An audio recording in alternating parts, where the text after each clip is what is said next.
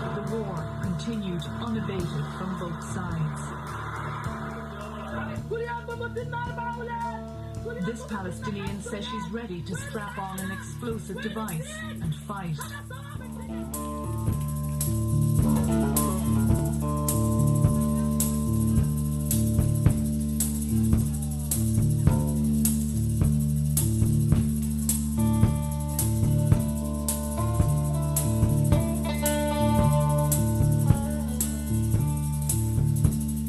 Do you have any sense of shame in relation to, what a lot of people see as almost state-orchestrated terrorism with over 700 deaths in Gaza? I don't feel even a bit of shame.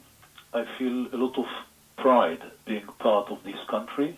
I was also in the Israeli army, the most moral army in the world, no doubt about that. The UN Human Rights High Commissioner yesterday, from an independent stance, says there seems to be prima facie evidence in terms of the slaughter of civilians that Israel has conducted a campaign involving war crimes. Look, the UN Human Rights Council could already change a long time ago its name to UN Terrorist Rights Council. They are protecting terrorists. What they are doing now is encouraging the Hamas to go on because they know that Israel is going to be condemned by this organization. Meanwhile, there's been criticism of the decision by Ireland to join other EU countries in abstaining from a UN vote on the conflict. The resolution before the UN Human Rights Council called for the setting up of an investigation into allegations of Israeli war crimes in Gaza. The Minister for Foreign Affairs, Charlie Flanagan, is on the line. Good morning. Good morning, Rachel. This abstention has stirred considerable anger, with Fianna Fáil's Eamon Power describing it as utterly shameful. Why did Ireland abstain? Well, there were two issues involved here. Firstly, due to the urgency, we wanted a more swift and direct response to using existing and current structures to the appalling situation and the upsurge of violence resulting from this conflict. So there was the time issue involved that we didn't think it was appropriate to allow for a new and further investigation having regard to current. Free, free Palestine! Free, free Palestine! Free, free Palestine! Boycott Israeli products! Boycott Israeli products! Boycott Israeli products!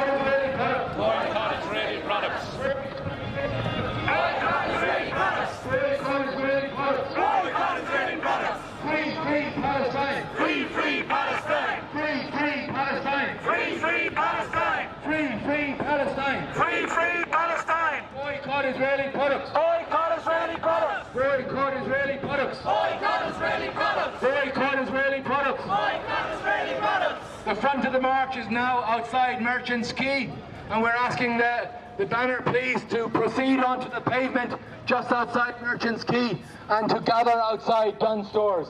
We're going to gather outside Dunn Stores because we're going to gather outside Marks and Spencer. We're gathering outside Marks and Spencer on the pavement because Marks and Spencer is one of the main distributors of Israeli products in Cork City. And we want to use the fact that Marks and Spencer is a big distributor of Israeli products. We want to use the fact that there is a wide pavement outside Marks and Spencer where we're going to have a gathering along the beach so that more people can come along. And then the rest of us proceed onto the pavement here outside Marks and Spencer. So we go onto the pavement outside Marks and Spencer. We're going to onto the pavement outside Marks and Spencer. Please get up the carriageway. We will return to the carriageway later. But right now, please proceed onto the pavement outside Marks and Spencer. And if there aren't enough room for us all, please move a little bit further down toward Debenhams. We want to get everybody onto the pavement if possible, and we're going to perform a die-in here outside Marks and Spencer, and John Stores. No, we don't want them to stock Israeli products. Marks and Spencer has supported the Israeli state since before the foundation of the state. Many of you may not know that the original owners of Marks and Spencer were prime leaders in the Zionist movement in Britain. They were the prime supporters of Chaim Weizmann, who helped to get the British government on board to issue the Balfour Declaration. So, now I'm going to read out, as we're lying down here, I'm going to read out the names that I can read here of some of the children who have been killed in this recent massacre in Gaza. Mohammed Ayman Ashur, a 15-year-old boy who was killed in Khan Yunis. Hussein Yusuf Kawara, a 13-year-old boy killed in Khan Yunis. Ahmed Musa Habib, a 16-year-old